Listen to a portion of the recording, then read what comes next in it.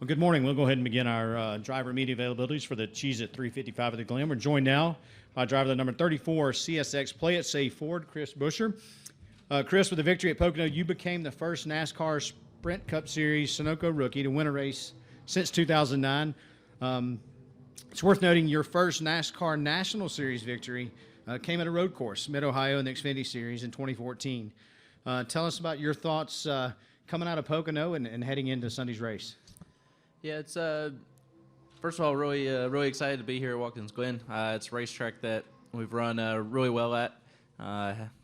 Just in general, like road racing. I think it breaks up our schedule, something different for us all to do. For the most part, there's we're not road course ringers out there. There's a handful of them that definitely do pretty exceptional compared to others, but. Just leaving Pocono, it was a pretty awesome weekend. Just really good strategy on the part of Bob Osborne, in part due to a cut tire earlier, just trying to avoid a wreck, and ended up cutting the left rear down and put us a little bit off strategy. Just a lot of things came into play and worked out in our favor finally. I mean, we've been through our fair share of bad luck this year, and it's kind of why we even have to talk about making it into the top 30 in points is because we've had 3 super speedway races that have ended in DNFs and just for the most part out of our doing. 2 of them we just got hit in the right rear and just ruined our day, and it's cost us a lot of points throughout the season. So if we look at it now, we're in good shape to be heading forward. Our cars have been a lot better each and every weekend. The last 6 or 7, 8 weeks we've been unloading with a lot better speed. We've been finishing better. We've been running better throughout the race, and when we look ahead, after this weekend, we're going to a lot of places for the second time finally. So we have a good notebook between Bob and myself. With our first year working together, we feel like we have better chemistry now that we should be able to pick up speed here in the next 5 races leading up to the chase. Excellent. We'll take questions now for Chris. If you raise your hand, we'll get a microphone to you. We'll go right up front to Reed and then Jerry, please.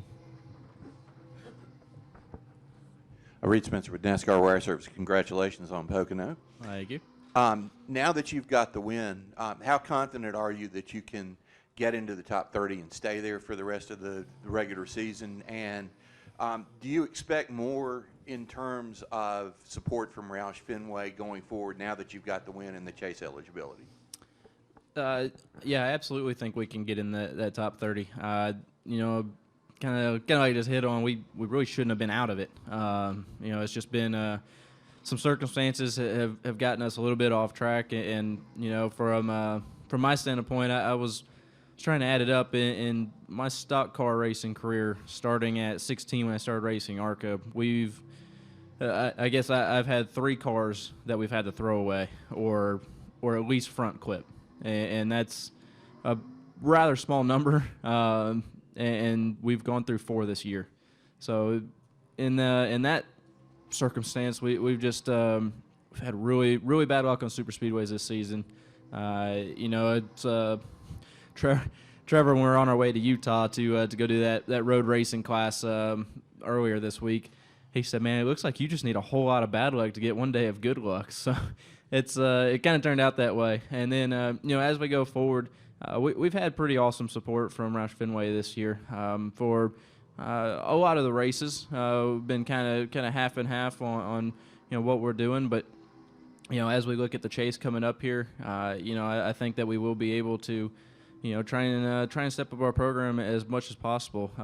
I know when we landed from Utah, our 34 team was still in the shop at 10:30 at night trying to make sure we had the best piece possible for the Glen this weekend. So I know the team's working as hard as they possibly can to make sure that we're running better. We'll go to Jerry. Jerry Jordan, Performance Racing Network, Kicking the Tires. Along those same lines, for part of my question was, does this open up additional sponsor opportunities for you in the chase if you get in the top 30? Because I know that the car wasn't 100% sold at that point. How does that?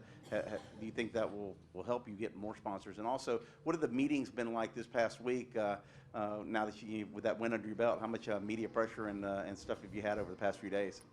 As far as meetings go, I haven't. I don't think I haven't sat down in one yet. We've stayed traveling, so we left Pocono Didn't celebrate the slightest bit. Got back to the bus. It was TP'd. We cleaned toilet paper off after it got rained on, got on a plane, went out to Utah for the next day and a half, and then from there we came back, and I'm pretty sure I've spent Wednesday and Thursday on the phone, basically, just doing interviews straight through to the next one, and it's a really good problem to have. I've killed my battery phone twice in one day now. That's a new record for me.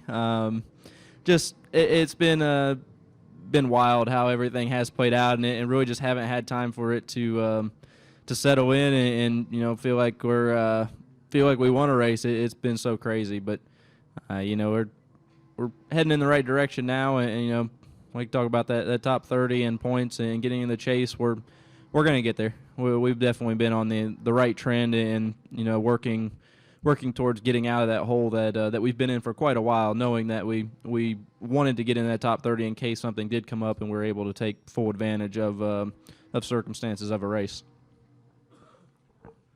Dustin Albino, front stretch. Chris, a lot of drivers always talk about how long it takes to sink in for their first win. How long did it take to sink in, and what's been different about this week?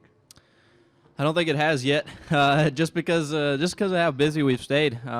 Really haven't had time to just relax and settle in yet. Haven't really gotten to go see any of my friends that would usually be talking about it or pumped up about it. It's been from one outing to the next, and all about trying to make sure we're better for the Glen here this weekend. So all of the RFR drivers and Landon and myself were out in Utah, just practicing, doing a little bit of shifting in some Mustangs, and then come back. Like I said, I've been on the phone so much. There's no time to really sit down or go see anybody for lunch even. It's been wide open. So I'm imagining we give it next week as we have that off weekend.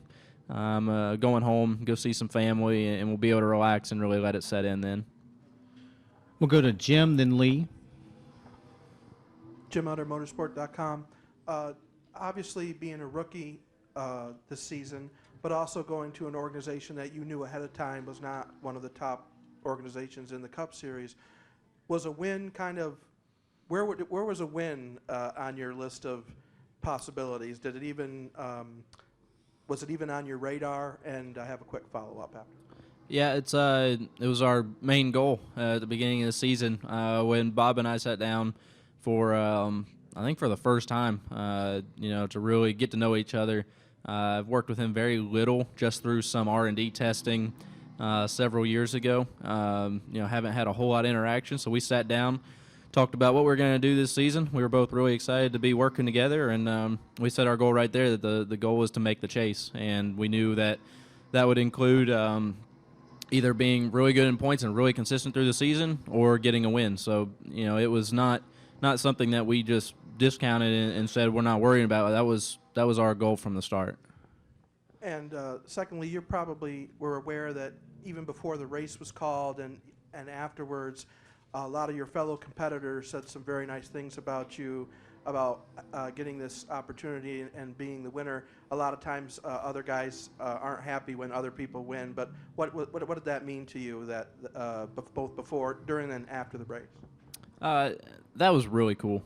Just considering how competitive this sport is and how cutthroat it is most of the time, to be able to see everybody come by and congratulate. A lot of them were a little bit early to the punch saying congratulations. I was like, look, I'm not getting my hopes up yet. This is not over. We're just sitting out here in fog right now. There's no rain. The track's still dry. And they said, we're done. We're done. Everybody seemed to know a lot better than I did. And I did realize that once they did call it, half the guys were already changed and in street clothes. Landon was one of the first ones to me, and he was showered and in normal clothes already. So they must have known something I didn't. But it is really cool to see so many of them come by. Brad Keselowski, as soon as the red flag came out, came by the car and obviously said that he wanted to get it, but if it didn't go back green, that he was happy for us. For Tony Stewart to come by, David Reagan, who's been a great friend of mine, and him and his whole family have helped me a ton just to get in this situation, to be able to compete for Cup wins. Chase Elliott came by and said congratulations. Greg Biffle, just a lot of guys that came by and just said good job. It's special to be able to break it up a little bit. In the season, I know we're going to throw a wrench at a lot of people's brackets for the chase, but it's going to be a pretty wild ride to the end, and just glad that a lot of people are appreciative, and there's a lot of guys that deserve to get their first win as well, and they're definitely getting there. We happen to play the circumstances out a little bit better at Pocono. We'll go up front here to Lee and then to David. Lee Spencer, motorsport.com. Congratulations. Thank you. Can you talk about why it was necessary for you to go to a road course racing school? Why, what is it that they saw in your program that they thought you may need to improve on? I think when we talk about road racing, we know that none of us are experts. So we went out there, Landon, myself, Trevor, Ricky, and Ryan and Bubba were out there as well. They were out there Monday while we were running our race, so they went separate. But it's not necessarily a thing that we know we need improving in a certain area. It's with a lot of commitment from Ford to try and improve their road racing program in general, to be able to have a school that we can go out to. We had other drivers that are road course ringers on the Ford side. So Billy Johnson, who is currently driving a Ford GT and a Mustang. Brandon Davis was out there, who actually ran with the Rulo brothers on the ARCA side with me for a handful of races, and is extremely good on road courses. Just those two guys out there and a couple more, just trying to help us tune into anything that we can. Those Mustangs, they were Boss 302 Mustangs.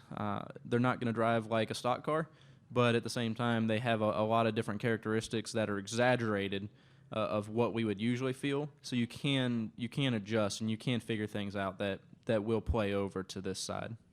And at the start of the season, Roush said that they were going to support you, and I think there was talk that you pretty much would be part of the Roush stable as far as having their equipment and such.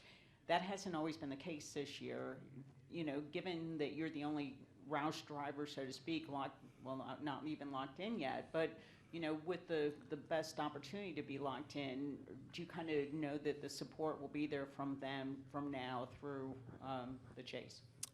Yeah, it's I appreciate the positive thinking on the locked in part, but we'll get there. It's we look at this season, and it has been really good for us. It's been a great rookie season, and I've been learning a lot. And so we have been in different cars on different weeks. But when we look at the schedule coming up here, really we've had it in place to start working in more support, and we've been working on building cars as similar as possible. Front Row Motorsports has made huge investments to be able to copy as closely as possible what the Roush cars are doing for body stuff, for chassis stuff, and the race cars have gotten better. And so on that side of things, we're naturally having better cars brought to the racetrack at the end of the or as we get into this part of the season anyway. But I think that we look at these next 5 races, there's definitely opportunity to have as much support as possible. It's been open book between both organizations this season. We've been sharing everything that we can. All of our meetings are integrated after practice and after race day. When we do our Tuesday meetings, we're pretty much all involved and all working towards the same thing now. So I don't feel like it's something that's really going to be changing a whole lot. We're just gonna do it to the full extent that we have available right now. We'll go to David, then finish with Chris. David Scott from the Charlotte Observer. Chris, how much confidence do you get from winning, and then how might you be able to use that in the car when you're actually out driving? It's always big to be able to pull off a win and get that first one out of the way. And I remember it on the Xfinity side, winning at Mid-Ohio. I'm not a road course racer by trade. That's not how I grew up. But it brought in a new confidence for every racetrack that we went to going forward.